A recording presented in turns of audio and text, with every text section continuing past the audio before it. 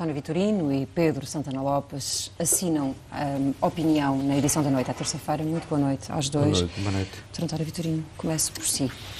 Eu gostaria de começar por exprimir uma palavra de pesar pela morte da doutora Maria de Jesus Barroso, uma mulher admirável e uma cidadã exemplar. Chamar a atenção, eu tive o privilégio de a nomear Presidente da Cruz Vermelha Portuguesa quando estive no Ministério da Defesa, trabalhei com ela nessa altura. O muito que a Cruz Vermelha Portuguesa lhe fica a dever. Ela reergueu o projeto da Cruz Vermelha graças à sua sensibilidade pessoal, humana, à sua atenção para com os mais desfavorecidos e o trabalho que ela fez no Colégio Moderno, onde andou um dos meus filhos e que já tem hoje 30 anos e que sempre que me encontrava perguntava-me como é que ele estava, o que era uma nota pessoal de grande amizade e que muito me tocava. E eu gostava só de recordá-la numa pequena conversa que tivemos 2 semanas antes do acidente que a vitimou na Universidade Católica, numa conferência, onde ela voltou a um dos temas mais importantes para ela, que era o crescendo de violência na sociedade e, sobretudo, da violência entre os jovens. Era uma causa que eu acho que todos nós devíamos abraçar. Nós vivemos numa sociedade tão agressiva, tão violenta, que haver vozes com a autoridade que ela tinha para pregar contra essa violência, acho que é uma obrigação moral que todos temos de prosseguir essa luta que ela tão galhardamente encetou. Pedro Santana Lopes. Juntar-me a este coro unânime nacional e internacional de pesar pela morte de uma tão grande senhora. Dar o testemunho que também falei, mas ao telefone, cerca de uma semana antes do acidente, e falei pela razão que era aquela que levava a doutora Maria Barroso para falar. As conversas com a doutora Maria Barroso, que me recordo, foi sempre com essa grande senhora a pedir por alguém. Telefonou-me a pedir por uma senhora que estava em França, estava numa situação muito difícil de saúde, e telefonou-me a perguntar se a Santa Casa da Misericórdia de facto podia tratar do assunto. E depois, assim, muito delicada, muito educada, dizia sempre: pronto, nós nos devíamos fazer imediatamente uma vénia quando ouvíamos a sua voz, mas ela dizia sempre: Senhor Doutor, peço muita desculpa por o estar a incomodar, a tirar tempo, tem uma agenda... Sempre com esta delicadeza, sempre. E até quero dar testemunho que eu disputei umas eleições com o seu querido filho, João Soares, e a doutora Maria Barroso ainda teve alguma participação na campanha. Em 2001, e teve assim uma intervenção até dura em relação, dura, dentro da sua educação enorme, dura nela, era uma doçura, mas disse o que tinha a dizer, dentro da sua liberdade. E depois aquilo foi uma campanha muito disputada, e eu senti isso, já tinha sentido na Secretaria de Estado da Cultura, noutra ocasião. Eu nunca conheci ninguém, estou a dizer a sério, que tivesse uma maneira de pensar e sentir politicamente que se calhar a levava a estar nos antípodas de outra pessoa, depois chegasse ao pé dessa pessoa e falasse com a maior elegância, a maior educação, como se nada se tivesse passado. Eu pensava muitas vezes para mim, esta senhora de facto é o símbolo do que deve ser a democracia, porque eu nunca a vi alterada por uma diferença política. Era sempre a mesma educação, o mesmo trato, mas principalmente o testemunho é a preocupação com as pessoas que sofrem e este ponto que o António citou, da violência. Lembro-me de falar na violência nos filmes, nas televisões. A violência para a juventude era algo que de facto a preocupava muito. E, portanto, já muitas pessoas disseram, nós temos tido grandes primeiras damas, mas eu acho que ela, antes de ser e depois de o ser, foi sempre primeira-dama aqui em Portugal, todos olhámos sempre como tal. Aliás, é engraçado porque tivemos aqui esta noite o testemunho de Maria de Lourdes Norberto, que eram amigas, que dizia que o título de primeira-dama era um título que ela de facto não devia achar muita graça. Não apreciava especialmente. Ela foi uma das fundadoras do Partido Socialista, tendo, aliás, no momento de criação do partido, entrado em colisão de opiniões com o marido. O que é que a fez afastar de cargos, de direções dentro da história do partido? Eu acho que a doutora Maria de Jesus tinha uma visão do empenhamento cívico que ia para além da vida partidária. E, naturalmente, com uma família tão marcadamente partidária, ela sempre afirmou o seu espaço próprio. e à frente do Colégio Moderno não foi só apenas a diretora do Colégio Moderno, foi professora e foi uma pedagoga. Tinha uma reflexão própria sobre a educação e tinha a noção de que o futuro passava pela educação das gerações mais jovens, e o Colégio Moderno é hoje um exemplo de uma escola exemplar. Muito ficou a dever ao contributo dela. E para além disso, eu acho que a partir de certa altura ela compreendeu que a sua autoridade pessoal era menos útil dentro de um partido já muito ocupado pela família, mas muito mais em diálogo direto com a sociedade. E nesse aspecto ultrapassou as fronteiras do Partido Socialista. E estas homenagens que hoje nós estamos a ouvir, vindas de todos os quadrantes políticos, demonstram que ela fez a boa escolha para a vida dela e para nós podermos beneficiar do contributo que ela deu à sociedade portuguesa, perante o qual acho que nos devemos curvar em homenagem. Avancemos para o tema que debatemos esta noite, que tem a ver, obviamente... Deixa-me adivinhar. Experimente. Com a Turquia. Será a Grécia? É isso, é a Turquia. É a Turquia. Vamos à Grécia. Atenas tem 2 dias para formalizar um conjunto de propostas para reformas no país que a Europa possa aceitar. E a minha primeira pergunta para os dois é: há algum acordo politicamente aceitável pelas duas partes neste momento? Eu acho que não. Se quer que lhe diga. Quer dizer, aceitável vai acabar provavelmente por ser aceite, mas ser substancialmente aceitável acho que é difícil. Isto tudo, com certeza que os líderes estadistas têm que ter serenidade, paciência, força, resistência, mas tudo isto tem sido duro demais, prolongado demais, inexplicável em vários momentos. Eu sinceramente não consigo entender o Primeiro-Ministro grego, que teve uma grande vitória no domingo. Hoje já o vejo perdido no meio desta... Não estou a diminuir a vitória. Chega ao Ministro das Finanças sem papéis ao Conselho do Eurogrupo. Ele próprio também não apresentou nenhuma proposta concreta. Reúnem-se os líderes europeus todos para ouvir um Primeiro-Ministro grego, pronto, que não adiantou muito. Na prática, combinaram quando é que ele ia entregar as propostas. Tudo isto, a sério, acho que está já no campo do burlesco, do politicamente burlesco. Tem que haver uma saída, mas quer dizer, um país que vai ficar, se calhar, a semana toda com a banca fechada. Há uma notícia de última hora que diz que Mário Draghi garante que vai suportar a banca grega até domingo. Porque há uma reunião, há nova reunião de líderes. Suportar a banca, mas sem os bancos abrirem as portas, em princípio, não é? Estou convencido. A expressão é float, portanto vai continuar a flutuar. Sim. Não. Há uma expressão da gente mais nova, já nem isso é sarfar na maionese. Não é? Já... É só boiar. É só boiar mesmo. E, portanto, tudo isto é muito estranho, tudo isto é muito insólito. Agora, engraçado que até a tonalidade do discurso, porque os gregos passaram a dizer que vão apresentar quarta-feira ou quinta ou sexta de manhã, diz o Presidente do Conselho Europeu, que vão apresentar uma proposta que será do agrado, qualquer coisa assim, dos credores. E ouvimos os líderes mais distantes das posições gregas, nomeadamente ouvi agora o Primeiro-Ministro português dizer, pronto, que temos de ser solidários com a Grécia e compreender as posições gregas. Portanto, os dois discursos parece que mudaram de tonalidade ao contrário. Os gregos dizem, vamos apresentar uma coisa, ganharam o referendo, mas vão apresentar uma coisa do agrado dos credores.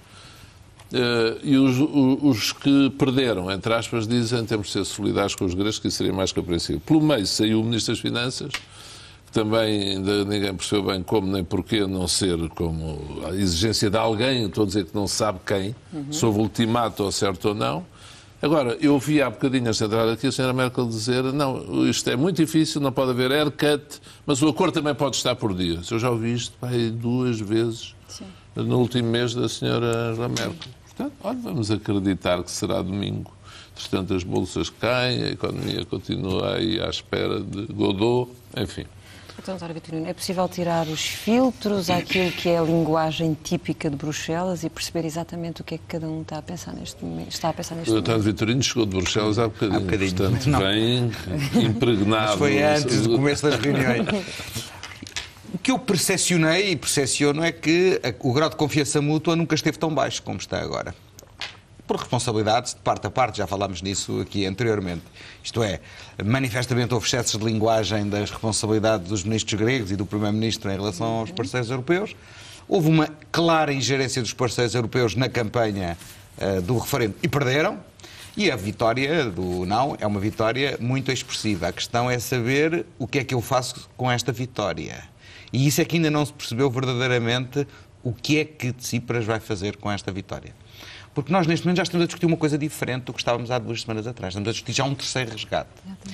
E o drama dos gregos é que precisam urgentemente de liquidez, daí o prazo até domingo. Draghi dá até domingo, é de uma generosidade extraordinária. Dá mais 4 dias, dá um prazo até domingo para aguentar a banca grega, mas é evidente que só haverá libertação de verbas, e os gregos estão a pedir uma ajuda de emergência, como já estavam, aliás, há 2 meses. Lembra-se quando nós falámos aqui do acordo ponte para garantir até ao fim do programa? Bom, agora até já é só até domingo. 7.200 milhões para permitir pagar ao FMI, o que já está em atraso, para permitir pagar salários e pensões na Grécia e para permitir pagar ao Banco Central Europeu, ao próprio Banco Central Europeu, no dia 20 de julho. São 7.200 milhões para gastar até dia 20. Até dia 20 de julho. E depois? Pois porque o problema aqui é o seguinte, este fim de semana o Público publicou um artigo que eu escrevi juntamente com o Jacques Delors e com o Pascal Lamy, dizendo que há 3 coisas distintas. Há um problema de curto prazo que é a solvabilidade do sistema financeiro grego. Esse é, obviamente, uma situação de emergência. Mas a Grécia, dentro ou fora do euro, vai continuar a ser um problema europeu durante muitos anos.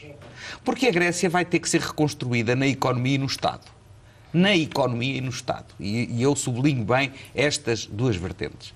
E isso vai exigir um plano de médio prazo. E é agora nisso que se está a falar. A necessidade de um plano de médio prazo. Ou seja, é claro da parte dos alemães, sobretudo, mas não só. Há outros que estão com os alemães, de que os gregos têm que pôr sobre a mesa um plano de médio prazo, de reformas, para garantir um financiamento não apenas dos 7.200 milhões até ao dia 20 de julho, mas também para garantir os 30 ou 50 mil milhões que serão o conteúdo do terceiro resgate. Bom, conseguem fazer isso em 2 dias? Olha, em Bruxelas costuma-se utilizar uma frase para isso, que é assim: when there is a will, there is a way. Não dá uma vontade, há um caminho. O problema é saber se há vontade mesmo. É bonito, só que no aeroporto está lá Brussels, the crossroad of Europe, não é? Portanto, o cruzamento dos caminhos todos, mas a frase é boa. Se houver vontade... Mas quem está a protestar também com os alemães, é bom dizer isto. Não sei que outros é que o António estava a referir ao certo. Eu já digo. Alguns deles, Eslováquia, Bálticos, os pequenos que não querem, protestam e dizem que não aceitam. E já teve muitas consequências. Como sabemos, a Polónia congelou o seu caminho em direção à zona euro, até tudo isto pronto, ter uma nitidez convincente. Portanto, a Europa, de facto, nós temos aqui a semana passada, domingo é o primeiro dia do resto da vida da Europa, de facto a Europa esta semana parece ser já outra, abalada, e é natural que se tenha abalado. Todos nós ansiamos agora pelo dia em que vejamos o tal fumo branco e vejamos a Europa encher os pulmões de ar e a partir para a frente, mas eu acho que isso está cada vez mais distante, infelizmente, e é cada vez mais difícil, porque, para lá das nuances político-ideológicas, e sabe-se de posicionamento, o Sr. Hollande pode ser muito pressionado no interior do Partido Socialista para abrir mais a porta em relação às pretensões gregas. O Primeiro-Ministro Renzi também pode estar mais compreensivo. O Presidente Obama fala à Sra. Merkel. O mundo quer um acordo. Agora, a sua primeira pergunta é aceitável? Eu acho que já nada disto vai ser aceitável, a não ser, e o Primeiro-Ministro português referiu, na base que o António aqui mencionou, que é do tal acordo sólido, a médio prazo, ou seja, e aí podemos entender, há uma lógica nisto. Foi preciso fazer um referendo para haver condições políticas e, portanto, reforçar o primeiro-ministro grego, parece internamente, como se falamos lá fora, internamente, para ele ter condições de fazer o tal acordo. Mas se ele volta à Grécia com medidas de austeridade, com o igual ou antes do referendo, o António, não é piada, conhecerá melhor o Syriza do que eu. Quer dizer, não é por ser próximo, é porque vai mais a Bruxelas que eu e mais a eles fora. Quer dizer, aqui lá dentro é uma confusão, uma casa de gatos. Não é? Eu não sei se ele consegue, ganha o referendo, vai a Bruxelas, traz o mesmo. É tudo politicamente surpreendente. Nós já vimos a Grécia recentemente em convulsões complicadas. Vimos o centro de Atenas mergulhado em violência. Se este governo regressa, com resgate ou sem resgate, mas com um resgate implica necessariamente medidas de austeridade e reforma. Mas com certeza não pode ser de outra maneira. Duras, muito duras. Como é que aquele povo que foi chamado a tomar aquela decisão no referendo pode receber? Pronto, é muito difícil para o Primeiro-Ministro, que ao mesmo tempo que ficou com mais força com o referendo, mas é o que dizia o António, o que é que vai fazer com a força? Se dá cabo da força num instante, é pior a emenda que o soneto, como se costuma dizer, porque há um defraudar de expectativas. E, portanto, tudo isto, aliás, é muito curioso. Veja, eu quando vi domingo à noite senti assim, pronto, quem é oposição aos governos que estão no poder, por exemplo, em Portugal, hoje recebeu um empurrão grande com os 61%. Foi a sensação que cá estivemos todos. Passado poucos dias, parece que já não. Não sei se depois da manhã voltará a ser. Está assim, na Europa pelo menos, a vida política. E por isso o Tsipras é um bocado vítima disto tudo também. Eu devo dizer, ele tem sempre aquele sorriso nos lábios, mas é uma tarefa difícil, mas com aquele partido, que a grande dificuldade dele antes de ir à rua, de facto, deve ser falar para aquele partido e para o Parlamento, e como o António dizia, quando estávamos a conversar lá fora, o líder, o Samaras, demitiu-se. Portanto, politicamente, qual é a alternativa neste momento? Ele também não tem. Só que ele está entregue a si próprio, quase nisto. Agora tem um novo Ministro das Finanças, que era um coadjutor de Varoufakis, mas é um homem moderado. É um grande bico de obra com que a Europa está confrontada, a alternativa entre a saída da Grécia e a Grécia ter que ficar. É um dos maiores dilemas, eu acho, da história destas décadas de projeto europeu. António Vitorino, quem é que está ao lado da Alemanha? Bom, crendo em alguns relatos que saíram do Eurogrupo de hoje, aquilo esteve 16-2. Isto é, os que defenderam uma posição de maior abertura para com a Grécia seriam a França e a Itália, e os outros 16 estavam do outro lado. A Grécia estava, obviamente, no lugar do réu, digamos assim. Exato. É óbvio que o problema fundamental aqui é de que, se não houver uma solução, todos perdem. E isso é normalmente um fator que ajuda a que todos compreendam que têm que chegar a um acordo. Sim. O problema é saber qual é o equilíbrio interno desse acordo.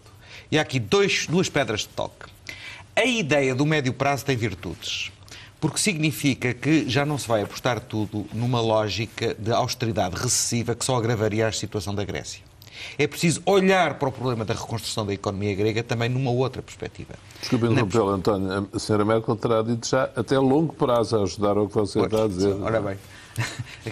Eu é que não esperava este apoio em direto da senhora Merkel. Diretamente de Berlim. Mas eu acho que aí há um ponto positivo que permite alargar o espectro do acordo e, portanto, diluir o impacto negativo e até difícil, como dizia o Pedro, de fazer passar na própria Grécia de algumas medidas de austeridade que constarão sempre do acordo, isso não vale a pena ter ilusões, mas com um outro campo de aplicação no tempo e com outras medidas que permitam o relançamento económico. Essa é a primeira pedra de toque e o equilíbrio interno a este jogo é fundamental. Há uma segunda dimensão, que é a questão da dívida.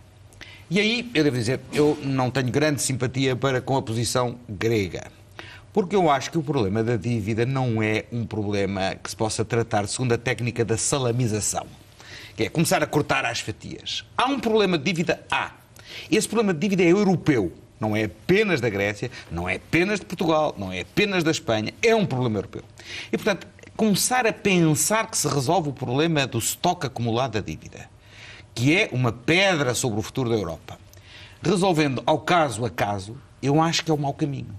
Até porque, a partir de certa altura, outros países, como por exemplo Portugal, terão toda a autoridade para dizer, calma aí, as condições em que já hoje a dívida pública grega é repagável pelos gregos são mais favoráveis do que as condições aplicáveis a Portugal, à Espanha ou à Irlanda. E por isso, se começar a tratar disto caso a caso, é a pior receita. António, tiveram um corte de... Além da privada. já tiveram um corte de 100% do PIB em dívida. Deixa-me só complicar. Ou seja, superior à ajuda a Portugal. Sim, sem dúvida Deixa-me alguma. complicar o cenário com duas declarações. Mazinha, isto já está tão baralhado. Não é assim. A Associated Press cita o senhor de Tsipras dizendo que a Grécia hoje submeteu as suas propostas ao Eurogrupo e ao Conselho Europeu. Não foi bem isso que ouvimos a ninguém. Não. Pronto. A outra declaração Estavam distraídos os é do outros. senhor Jean-Claude Juncker, que acaba de dizer que está preparado um cenário detalhado que pode ser posto em prática a qualquer momento para o caso da Grécia sair da zona euro. Porque Isso é medo agora mesmo? É de agora. Isto é um urgente da France Press, cita Jean-Claude Juncker a dizer que a Europa tem um cenário detalhado preparado para a Eu estava a eventualidade da dizer, saída isto da está a zona mudar euro. uma velocidade na Europa que o melhor é fechar aí o... O que é que leva Jean-Claude Juncker a fazer uma declaração destas neste momento? Isto dirige-se a quem? Isto dirige-se à Grécia. Acho eu. Sim. Vamos lá ver. Agora, a declaração do Primeiro-Ministro grego... A do Primeiro-Ministro grego deve basear-se no facto de o Ministro das Finanças ter feito uma intervenção oral com base numas notas e ter prometido que depois aquilo que tinha dito ia ser passado a papel e ia ser entregue. A declaração de Juncker é mais complicada, porque é pela primeira vez a primeira declaração de um responsável europeu que diz o Grexit. Tanto que pode acontecer que nós até já temos um cenário preparado. Não acredito que o tenham. Porque aí o Draghi acho que merece mais credibilidade. Isto são águas nunca antes navegadas. Mas a semana passada um responsável do Sim, Conselho de Administração do BCE dizia que esse era um cenário que estava a ser estudado, estava a ser preparado. E há algumas medidas que são claras. É preciso proteger os outros, designadamente aqueles que estiverem mais expostos. Nós já vimos como é que evoluiu a dívida pública espanhola, a dívida pública portuguesa e a dívida pública grega, italiana nestes últimos dias. E, portanto, é preciso que o BCE dê garantias de que qualquer sinal de especulação sobre estes países intervém no mercado. Essa questão, esse sinal tem que ser dado e essa declaração vai nesse sentido. Agora, eu acho que ninguém sabe verdadeiramente o que é que pode acontecer, porque o efeito a curto prazo pode ser contido. Mas a médio prazo, e quando eu falo de médio prazo é a 6 meses de vista, o precedente criado por um país que sai tem um impacto político e tem ondas de choque que se vão fazer sentir que ninguém hoje neste momento pode antever. E, portanto, isso preocupa muito. Essa declaração do Juncker preocupa muito. Isto é mau para o Sr. Tsipras, como falámos há bocado, quando voltar à Grécia com o acordo. Mas, como dizia o António, para o precedente e para os primeiros ministros, a tal questão, tiveram que aplicar a austeridade agora, entre aspas, no desconto, se há um desconto no caderno de encargos à Grécia. Os outros, eu falei na Eslováquia, falei nos países bálticos, mas os outros todos, como é que vão ficar? É muito complicado. É por isso que eu dizia que não vejo que seja aceitável em substância pelas duas partes. Há alguém que vai ficar mal se não ficarem os dois. Ficarem bem os dois. Esta lógica do plano a longo prazo é estimulante. É um bom, não vou dizer embrulho, mas quer dizer, é uma perspectiva pode ser sólida, fundamentada, desenvolvimento no futuro, pode dar esperança aos gregos, à Europa. Agora, se vamos só trabalhar aqui de 1 mês ou 3 meses, é muito difícil. Eu não sei se há condições até domingo, como se para fazer este plano a médio e longo prazo, ou está feito, e se provavelmente não está nada feito, ao mesmo tempo há irresponsabilidade, porque uns levam umas notas, depois mandam por escrito, está bem que agora, um diz que tem o plano detalhado, mas provavelmente não tem. A banca fechada, eu devo dizer... É algo assustador aquilo que estamos a viver neste momento.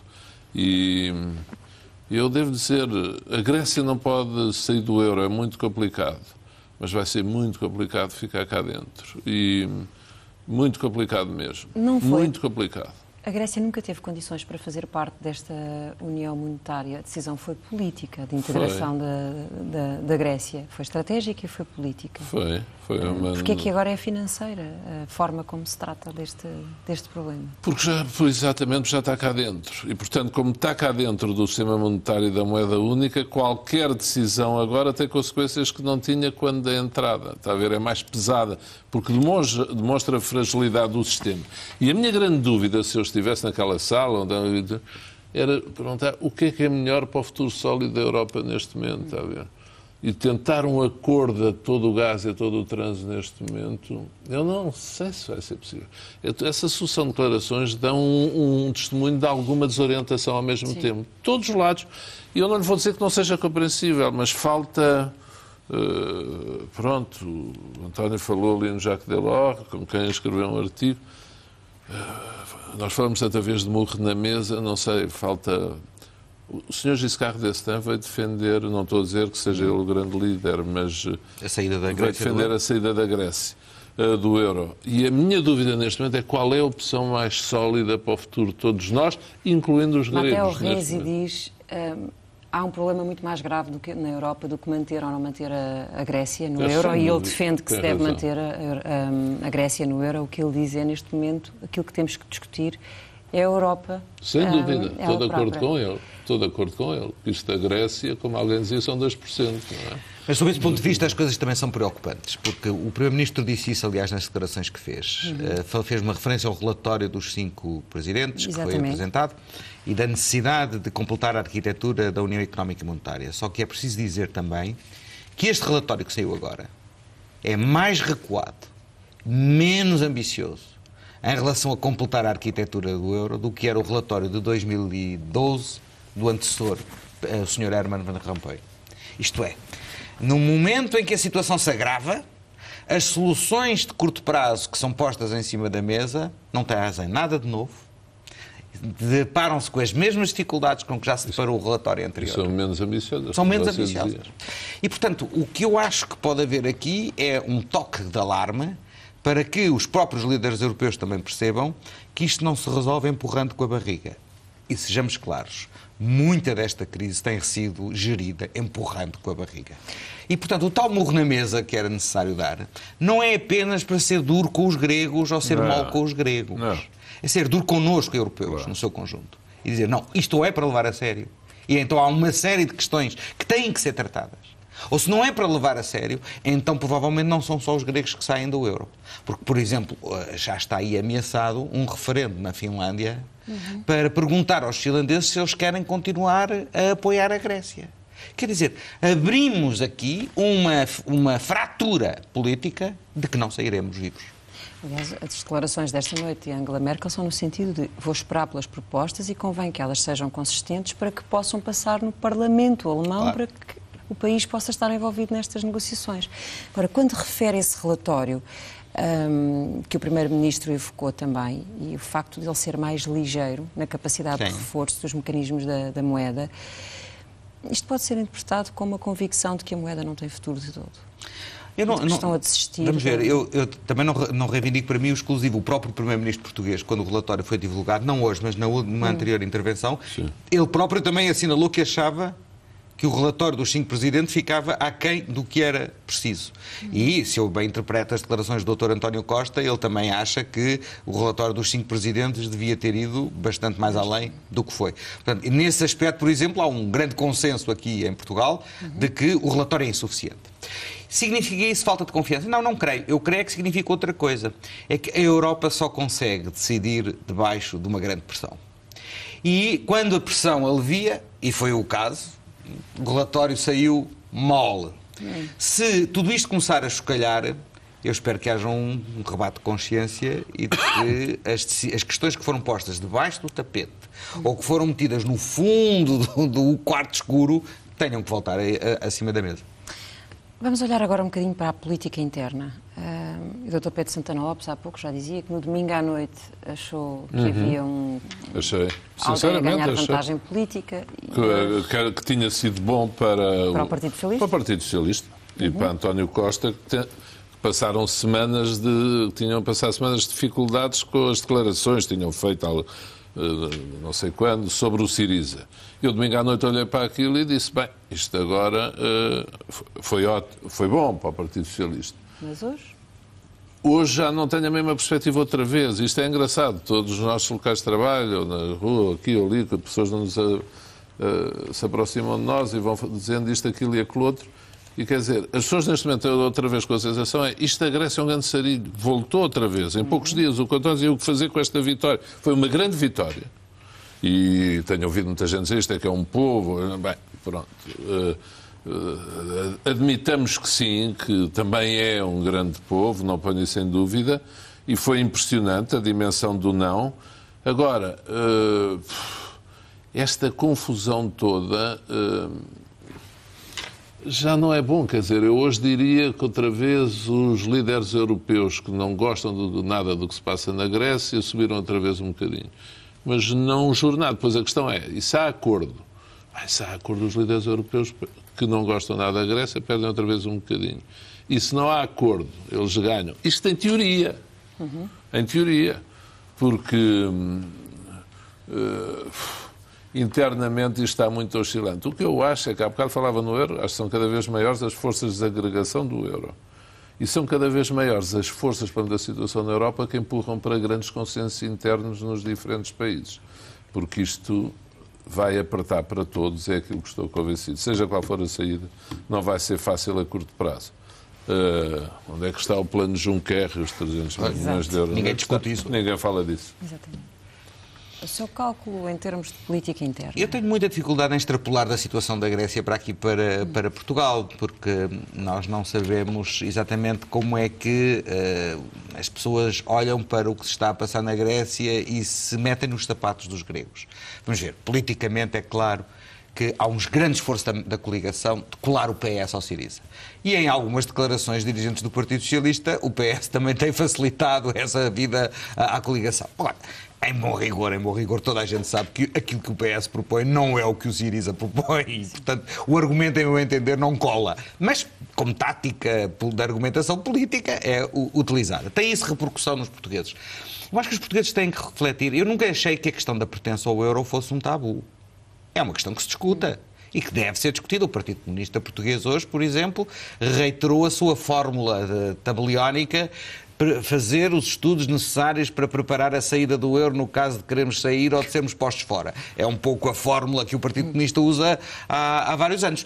Eu acho que nós podemos e devemos discutir a questão do euro. O que é que ganhamos e o que é que perdemos. Eu estou profundamente convencido de que se nós temos alguma hipótese de crescimento económico, tem que ser na zona euro e na União Europeia. Essa é a minha convicção. E estou disposto a discuti-lo. Nós, como a Ana diz que nós às vezes discutimos pouco, eu sempre me puxou o pezinho para o euro a duas velocidades, que é uma construção muito complexa. Mas pronto, acho que isto vai mesmo estar em cima da mesa. Vamos mesmo ter que discutir isto. Estou convencido disso. Se não for agora, vai ser daqui a uns meses, porque a Europa... Aquilo que o António disse, um murro na mesa em cima de nós todos, é mesmo o que vai ter que acontecer. Eu, noutros debates, falo sempre nisso que temos, todos aqui, dizia há uns meses que a Europa precisava de um susto controlado, uma ruptura controlada, precisava de um susto. Nunca pensei que o susto fosse tão grande, devo dizer. Não sei se... Sei o maior que encomenda. Sei o maior que encomenda. A ruptura ainda não se deu, a ruptura controlada, o susto já. Será suficiente para a Europa ganhar juízo, com franqueza? Porque precisa mesmo de ganhar. Se calhar na próxima terça-feira já temos resposta para essa sua pergunta. Esperemos que sim. E esperemos que ainda tenhamos a Europa. Pois. Vamos encontrar-nos aqui. Até para a semana. Muito obrigada aos dois. Muito boa noite.